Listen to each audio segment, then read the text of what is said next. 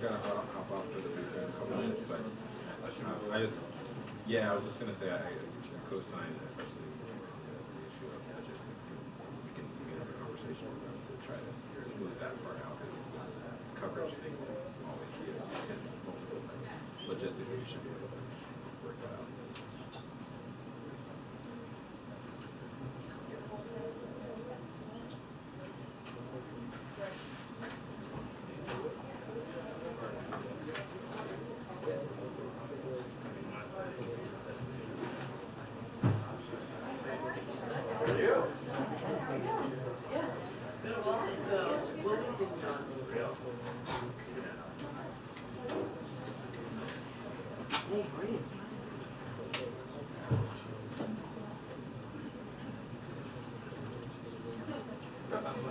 That's all right.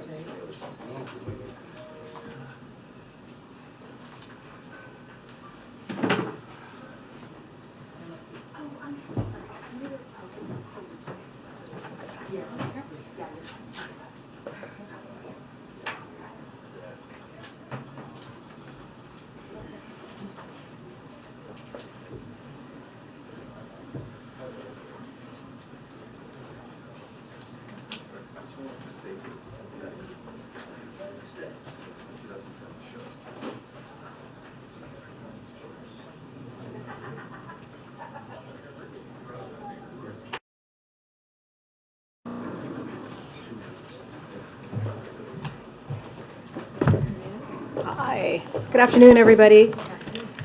Okay, so today, President Biden will celebrate the 33rd anniversary of the Americans with Disability Act and the 50th anniversary of the Rehabilitation Act.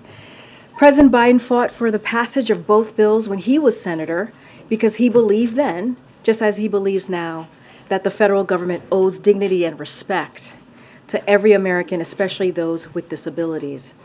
Soon on the South Lawn, the president will be joined by Americans with disabilities and their families, members of Congress, and advocates, and he'll be introduced by Selma Blair, a woman who is challenging stereotypes about what people with disabilities can do. Today, as we celebrate these landmark laws, the Biden-Harris administration remains committed to moving America closer to the promise of equal opportunity for everyone.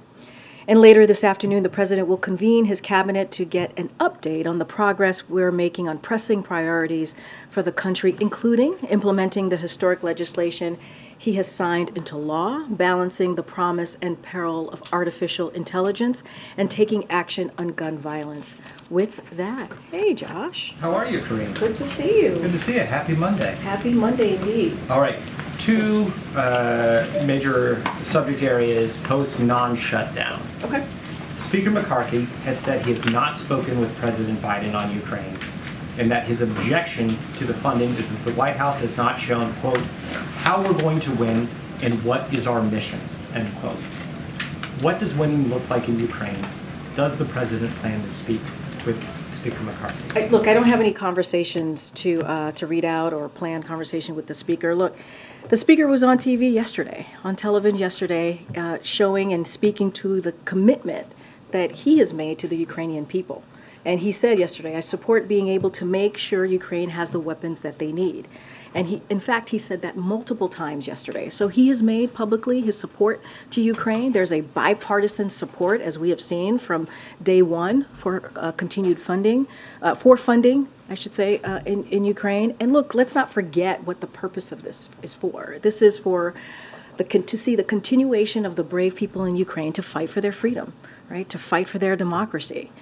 And so That's what we want to continue to do. That is what the president wants to continue to see, and not just us. There are Republicans and Democrats in Congress in a bipartisan way who wants to see funding in Ukraine continue.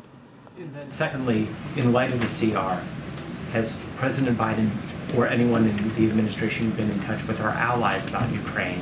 Are they having to address concerns? So look, we have been in touch with some of our allies and partners, certainly about Ukraine, and that is something that we have done for some time now, over the past 17, 18 months. And so that's going to continue. The president, as you know, was able to bring more than 50 countries together to show their support for Ukraine. That's our partners and allies. You saw what he was able to do with the NATO alliance. They are the strongest that alliance is the strongest that it's ever been. And so that commitment is going to continue. That commitment, our message to the world is going to be, the president continuing to restore our leadership, as we have seen, and continuing to strengthen that alliance. Look, we are going to, we're going to continue help to Ukraine as long as it takes. And the president said yesterday, what we have seen from extreme Republicans' actions does not help. It doesn't help with our allies and partners. It does not. But we're going to continue to deliver for the American people, and we're going to continue to advance our national security priorities, because by helping Ukraine, we are also protecting and delivering for the American people and our national security. So that's important as well. Go ahead, Mary. Just to follow up on that, the president said yesterday that we're going to get it done when asked about aid for Ukraine. How can he be so sure, though, especially given the speaker's potentially perilous future? Because the speaker has said himself yesterday that he wants to continue to support Ukraine, to make sure that they have the weapons that they need. He has said it multiple times, even yesterday.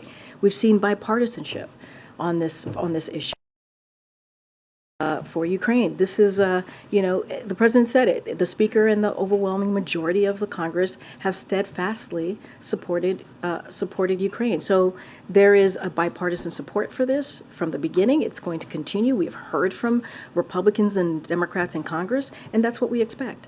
And on the speaker's future, does the president think that Democrats should bail out Kevin McCarthy if it comes to that? Should Democrats help him stay in that role? So the president was asked this question yesterday by one of your colleagues, and he said he doesn't have a vote, right? That's something for House Republicans to figure out. What the president's going to continue to do is deliver for the American people. While they are clearly showing chaos and not able to do that, deliver for the American people, he's going to focus on growing the economy. He's going to focus on growing the middle class.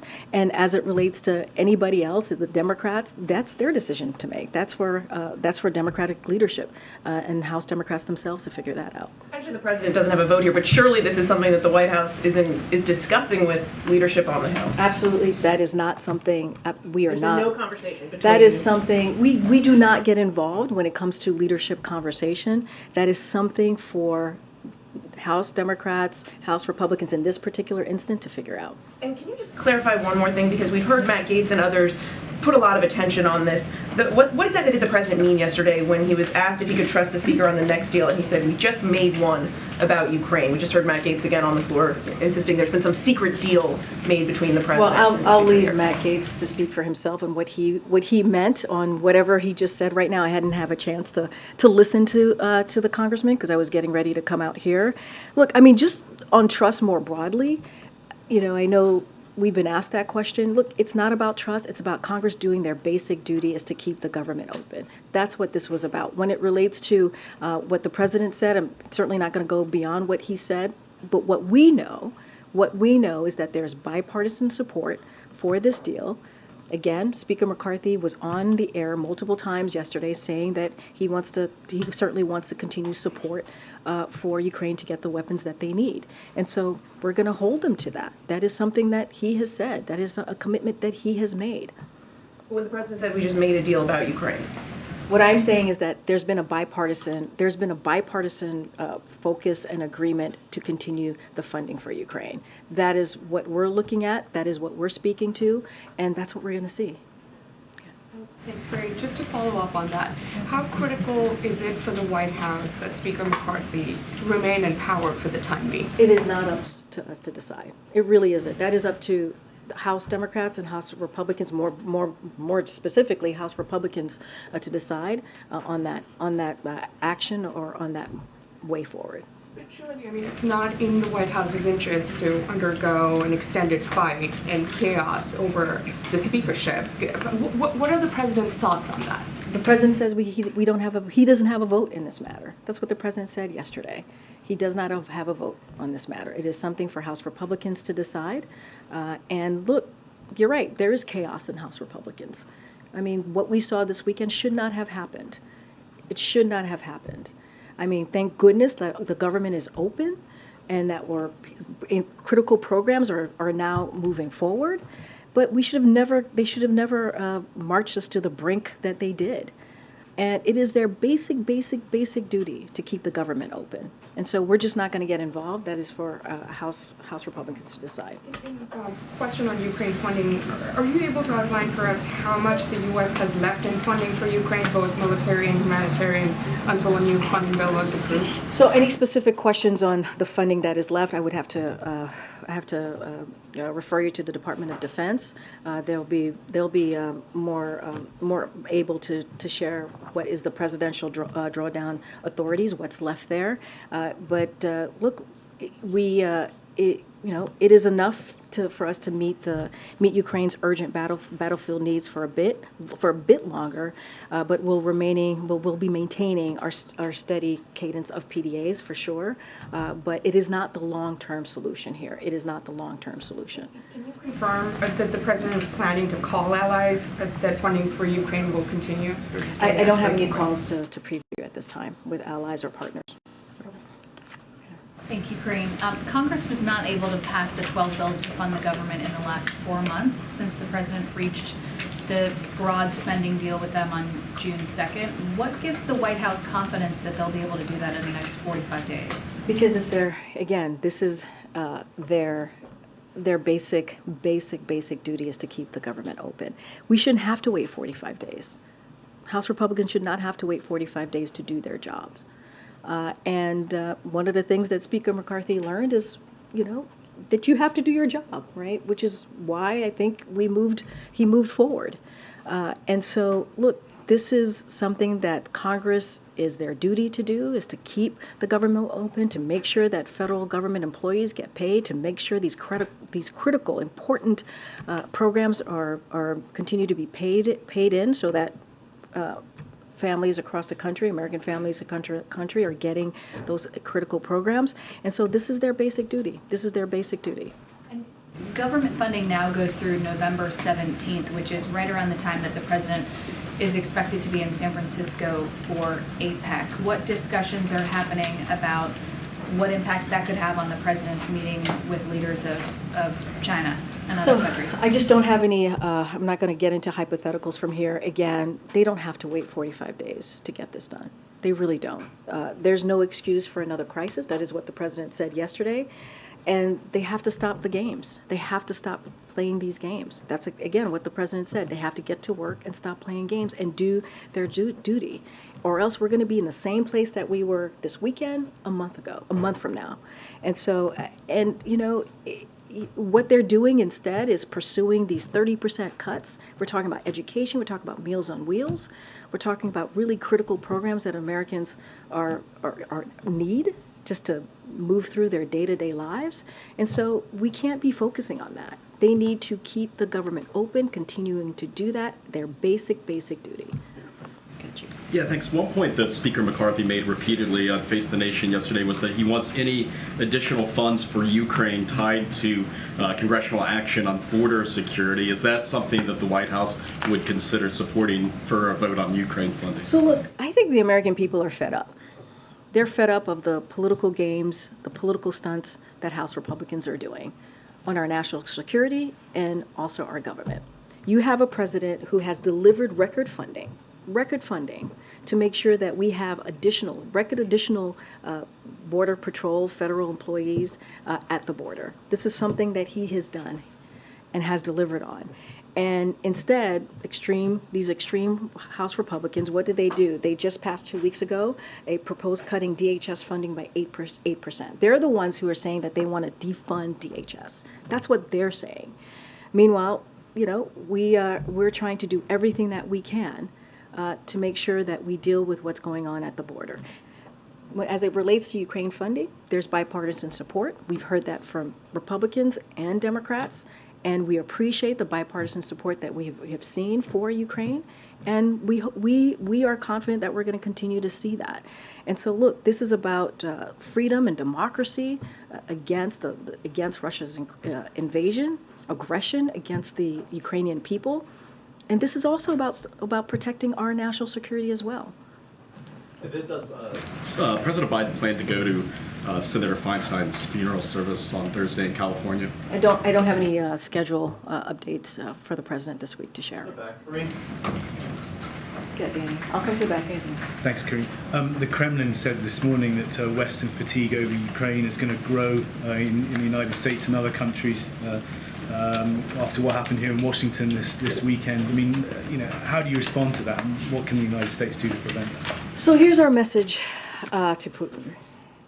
The president has built a coalition of more than 50 countries, right? He provided aid to support Ukraine. That is what the president has done. And we have rallied more than 140 countries to condemn Russia's invasion into Ukraine. That's what the president has been able to do. There is very strong international coalition behind Ukraine, and if Putin thinks he can outlast us, he's wrong. He's wrong. And so we will have another package of aid for Ukraine soon to signal our continued support for the brave people of Ukraine. And so that's our message. If he thinks he can outlast us, that is Mr. Putin, we believe he's wrong. Okay. Karine, following on that, the Financial Times reported Russia has successfully avoided Western sanctions on almost all oil exports by using Chinese yuan to avoid those sanctions. What confidence do you have that that this is continuing to work? And how can the White House continue the same path using sanctions to try and change Russia's behavior without enlisting China in some way? So look, we've worked with our allies and partners to immobilize half of Russia's reserves, about $300 billion. It's cutting Russia off from a key source of its economic resilience. Last year, rather than its forecasted budget surplus, Russia suffered a budget deficit despite record oil and gas revenues. And that's what we saw last year. Now, this year, their fiscal situation has deteriorated even further. In just 6 months, the price cap on Russian oil has contributed to a significant decline in government oil revenue at a key junction in the war, down nearly 50% from a year prior. And as of June, the budget deficit for the first half of the year has reached 90% of the projected full year deficit. So we will continue to impose further pressure on Russia going forward, and that's going to be our focus. Following it came out in the Wall Street Journal that Wang Yi is going to be visiting Washington, D.C. in the near term. Do you have anything for us on a potential Xi visit? I don't have anything further beyond what the president shared not too long ago about meeting with President Xi. Go ahead, April. Karine, digging in the weeds a little bit about talks about these appropriations, what is the construct of these meetings that the White House is having with Republicans, or Democrats and Republicans are working on these appropriations?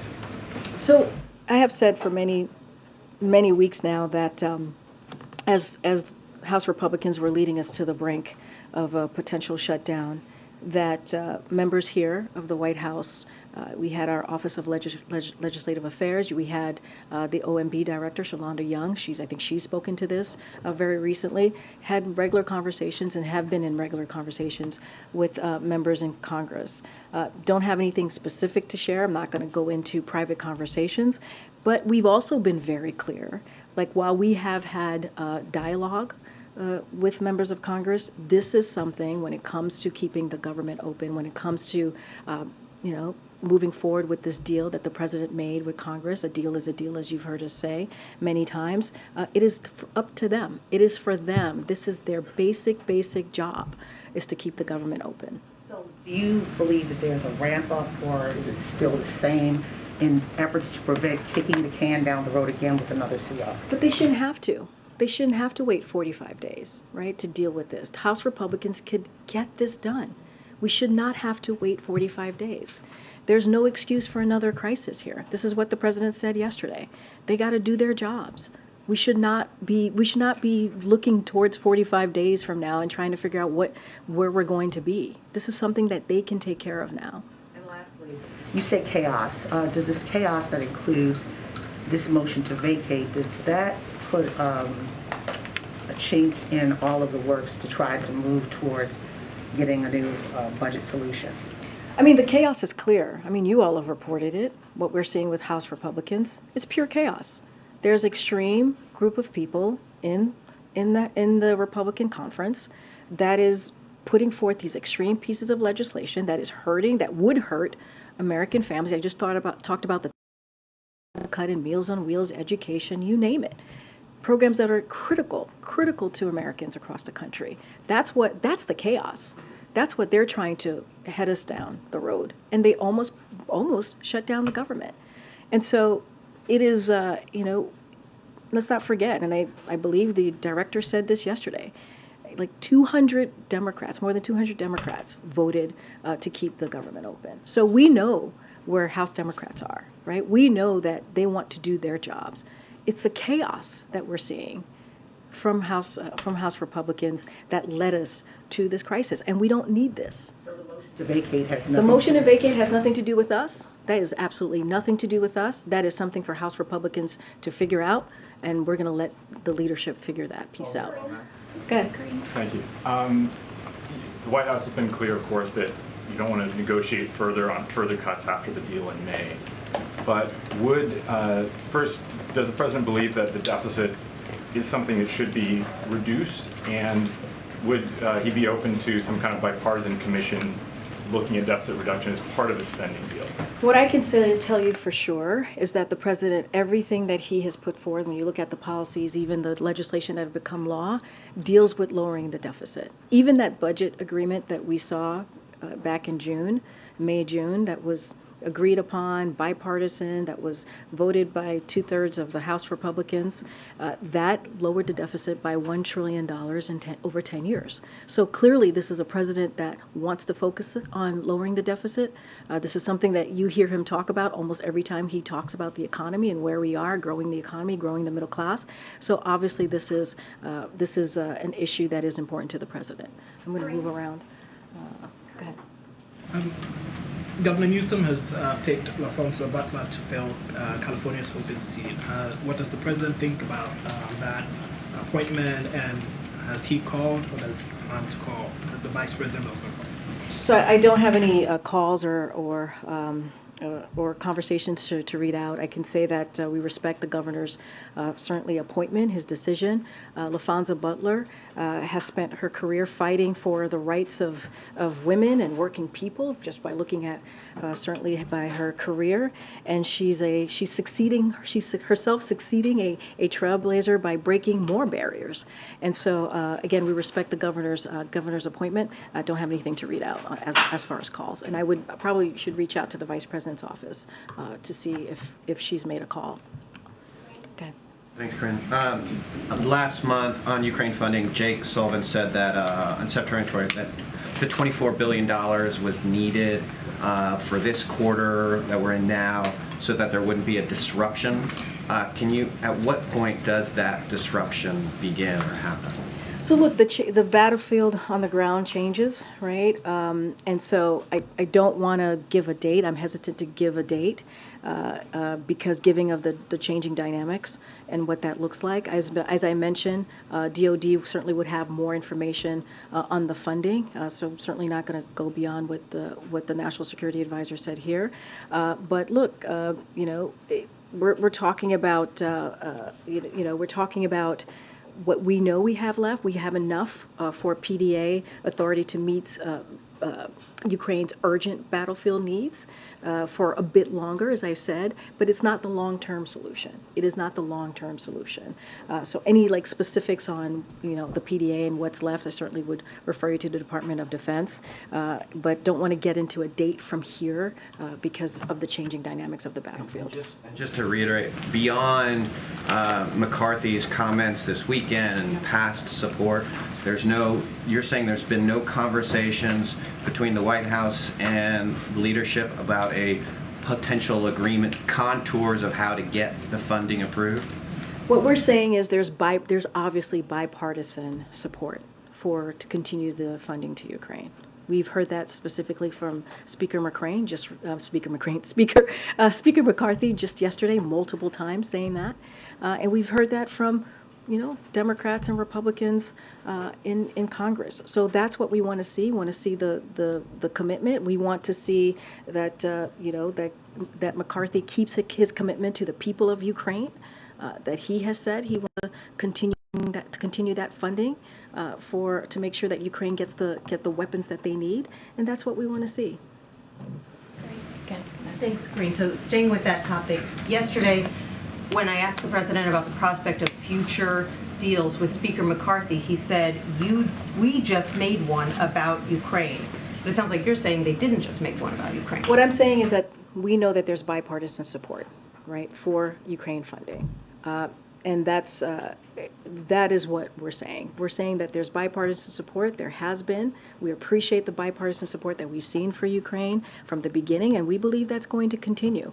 And so that is what we see, and that's how we see this moving forward. Well, why would the president say that he made a deal if he didn't?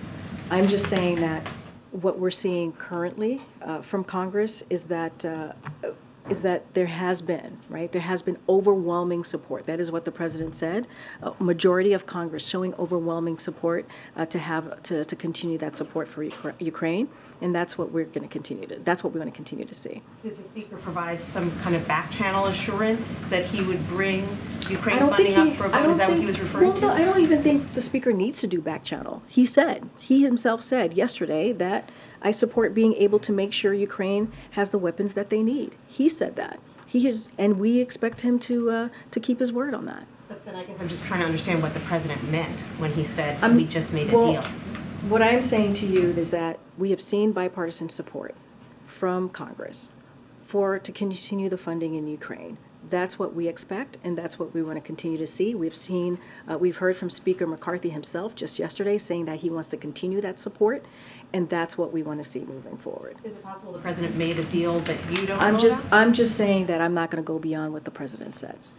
Just not going to go beyond. Was what he said true? I'm not going to go beyond what the president said. So you won't say that what he said was true? I'm not going to go beyond what the president said. You're declining to say that what he said was true? I just answered. Go ahead. Yep. Thank you. Governor Newsom vetoed legislation in California this weekend that would have allowed workers to collect unemployment pay while on strike. Does President Biden support unemployment pay for striking workers? What I can say is that the president certainly supports collective bargaining. He supports that workers should be able to ask for fair pay and fair benefits. That is something that he supports. He supports certainly the right to strike. I'm not going to get into the particulars of what Governor Newsom signed. But what I can say is the president is always supporting union workers and certainly working people. And the UAW strike is now in its third week. Is there any concern that the president's appearance on the picket line may have frustrated auto companies and prolonged discussions? What I can say is that the president did something that was historic, right? He went to an active picket line to show his solidarity for union workers, for the men and women of UAW, and he was proud to do that. That doesn't change what the president has said many times, again, supporting collective bargaining, allowing the negotiations to continue with all parties, and making sure that they have the ability and the right to ask for fair pay and fair wage. And so that's what we believe. We think that it's good that they're continuing to have these negotiations and continue to have the conversations. And let's not forget, you have the West Coast Port, right? You have the Teamsters, right, and UPS. Collective bargaining works. So we're going to let this process move forward. Go ahead, Anita. Thank you so much. I have a Ukraine question and then a question about the refugee cap. Just starting with Ukraine, Slovakia's elected a new leader who says they will not send one more bullet to Ukraine. They say that they have bigger problems in Ukraine. How does the White House see this splintering of NATO unity, and what is the administration going to do to bring NATO back together? So look, and I kind of answered this question in a different variation of the question, but the president has been able to bring together our allies and partners in a historic way to support Ukraine and the brave people of Ukraine as they're fighting, certainly towards to protect their democracy. That is something that the president's going to do. NATO alliance, it's the strongest that it's ever been because of what this president's leadership has been. We're going to continue to certainly have those conversations with our partners and allies. But look, and I said this earlier, it does not help. It does not help what we see House Republicans doing. It doesn't. And that's just the reality of it. But we're going to continue to bring our partners and allies together as we support the people of Ukraine as they're fighting Russia's unjust aggression. Okay, on the refugee cap, which was announced on Friday, the administration says set the cap yet again at 125,000 people. But the State Department says that only 51,231 refugees were admitted up to this point. So, number one, is this number including Afghans who were given humanitarian paroles?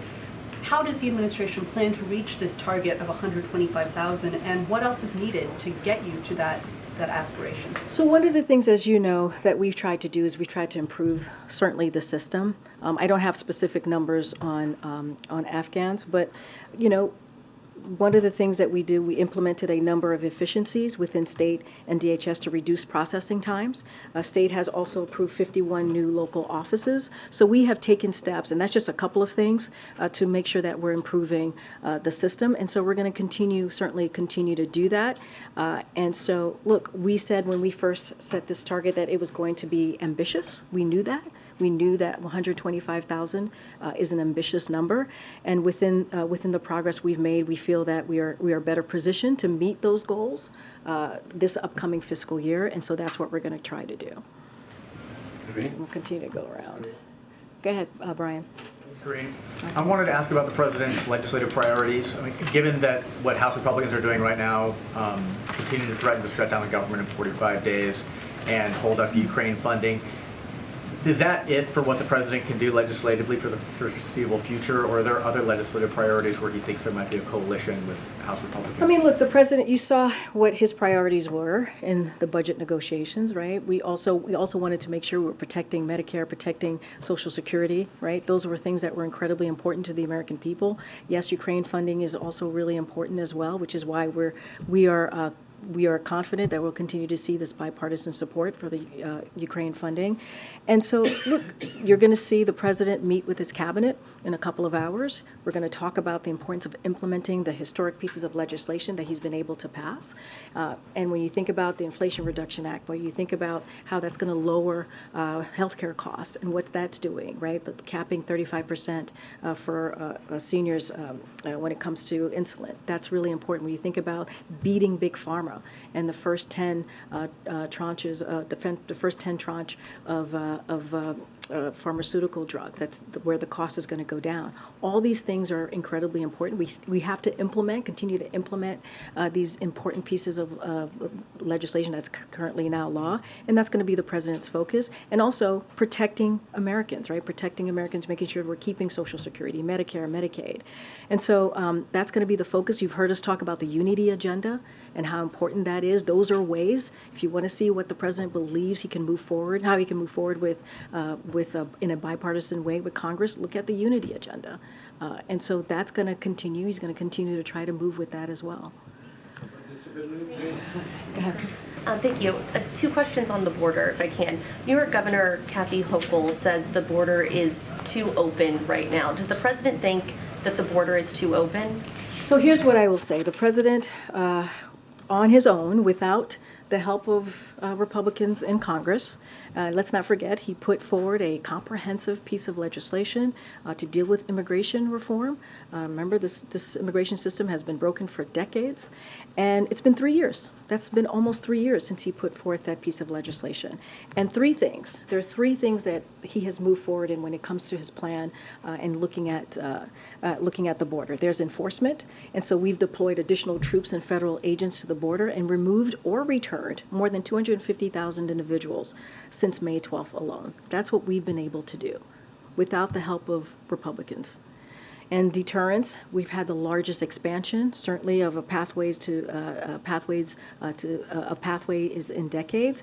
And we've made clear that attempting to cross the border unlawfully will result in prompt removal, a 5-year ban on reentry, and potential criminal prosecution. And let's not forget the diplomacy that we have done with the region, including Mexico, to deal with this issue, because this is a regional issue that we're seeing with as it relates to unlawful migration. So when the president looks at what's happening at the border, he sees a border that is effectively closed. What I'm saying is that the president, without the help of Republicans, is doing everything that he can to deal with the border. That's what he's been able to do, while Republicans try to push forth a CR to limit, to take away the federal agents that we see at the border. That's what he's trying to do. They're trying to politicize it and make it worse. That's what Republicans are trying to do, and turn it into a political stunt. The president is actually dealing with the issue that's in front of him by getting record funding, 25,000 federal agents at the border. That is something that this president has been able to do. I'm going to move around. Okay, Karen. A couple on COVID. Does the administration have any regrets about the rollout of this new COVID vaccine, given the reports of insurance snags and some supply issues with getting this vaccine out? So look, this is something that we're certainly aware of and want to make sure that the system works for everybody. And that is something that you can just look at what we've done the last 3 years on this issue, right? Making sure that we make sure that every American across the country who wants a vaccine will get it. So certainly we are aware of what consumers have experienced, these unexpected issues of point of service. And so HHS is going to work with insurance, they're going to work with the issues that we're currently seeing to resolve this quickly. And so this is certainly a top priority for this administration as it relates to a comprehensive vaccination program. This has been a priority since day one of this administration. And are you worried that if people are frustrated not being able to get their shots now, they might give up, and that could lead to a worsening situation in the fall and winter? And then just to follow up on the president's involvement in messaging. Look, I'm not going to get too much into like the hypotheticals here. We're going to quickly, HHS is dealing with this issue. Certainly we're aware of it, and we're going to quickly address this. They're going to quickly address it. And so, we want to make sure that folks who want to get a vaccine get it. And so HHS is on it. You talked about why the president didn't do his shot on camera like we saw him do in previous rounds, and you talked about the messaging campaign the administration would do with this new shot. Why hasn't he done anything to promote this and encourage people to get their shots, and will we see him do that in the near future? So I don't have anything to lay out on what else the president's going to do as it relates to the new boosters for COVID. What I can say is there are secretaries or an administrative official across the federal government here for the White House that are indeed very much involved in making sure that they get the word out there. Right? We saw just the other day, we saw the second gentleman get involved and show how his process of getting his shot, and we'll see that from others across the administration. Look, we are in a different time and a different place with COVID. Clearly, we're all sitting here. Most of us are assuming many of us have gotten our COVID shots. And so that is important to also note that we are in a different place, and we are in a different place because of what this president has been able to do, because he took a comprehensive approach, because he wanted to make sure that Americans across the country were able to get this COVID vaccine, and not just that, other treatments to deal with COVID. So you've seen his commitment to this, and we see how it looks like now that we're coming out of this pandemic. Just don't have anything to share on his further involvement with the president on this. Thank you, Karine. Would President Biden ever try to get out of a meeting by pulling a fire alarm? Are you talking about something specifically? A Democratic member of Congress pulled a fire alarm around a series of votes. No fire. Is that appropriate? What I can tell you is I'm not spoken to the president about this. And so just not going to comment. I would leave it up to, I know there's a House process moving forward right now. I'll leave it to the House. Okay. Since President Biden is so pro-union, Is he okay with 75,000 healthcare workers possibly walking off the job this week? What I can tell you is that, and I've said this many times already this morning, the president believes all workers, including healthcare workers and those that make their work possible, they deserve fair pay. And they deserve a fair benefit. That's what the president believes. He believes that collective bargaining works. That is, we've seen that play out in the past even couple of months. We think about the Teamsters. You think about the Teamsters and the UPS. You think about the West Coast ports, right? We see that play out. And so it is important that we see that continue. And I'll have to say, like the Treasury Department laid out recently a major report that unions and collective bargaining are good for the overall economy and help raise wages for everybody, whether they are a union member or not. And I think that matters. Would you consider joining them on the picket line if they strike?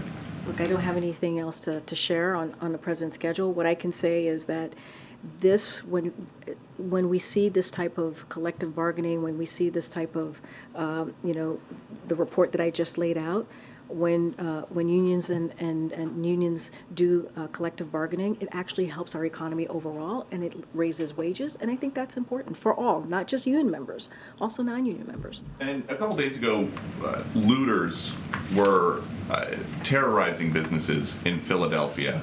What is the White House doing about that? So obviously, any coordinated theft and vandalism that occurred in Philadelphia is destructive and simply unacceptable. That's what we say. We've always said that. Any type of vandalism, any type of violence, we certainly denounce that from here. The acts of these individuals harmed local businesses, as we saw in the communities that depend on them. But I also want to be clear, because the police commissioner in Philadelphia did say, and he said this on the record, that looting was the act of opportunists taking advantage of an unrelated protest. But obviously, and we have been very consistent here when it comes to any sort of vandalism, certainly looting or any type of violence. We are going to simply condemn that, and it is unacceptable. Ms. Karine, about disability, there's no seat here in this room for disabled journalists. Can you tell us if the president has had any one-on-one conversations with Leader McCarthy about Ukraine funding in the past 2 weeks? I don't have any conversations to read out. As you know, the president very often keeps in touch with House and Senate members. That is something that he does on a regular basis. As far as a specific conversation, I just don't have anything to read out. Okay. So it's possible the president and the speaker spoke. I just don't have anything to confirm. I really don't. As I said, the president regularly has conversations with members of Congress. I don't have any specific conversation to read out. Can we make a request that between now and the next briefing, perhaps we could ask the president what deal he was referring to in his comments yesterday, so we can have a better idea? Because I think this will continue to have oxygen around it until we have clarity about, is this a new deal? Is he referring to the budget top line? I appreciate the question. What I can say for sure is that what we believe as it relates to Ukraine is that there has been, continues to be bipartisan support from Republicans and Democrats in Congress. Whether there is a deal. I hear you. I hear what you're saying. I'm just saying, speaking to this particular kind of issue, broader issue, right? We believe that continues to be bipartisan support. We think that's incredibly important.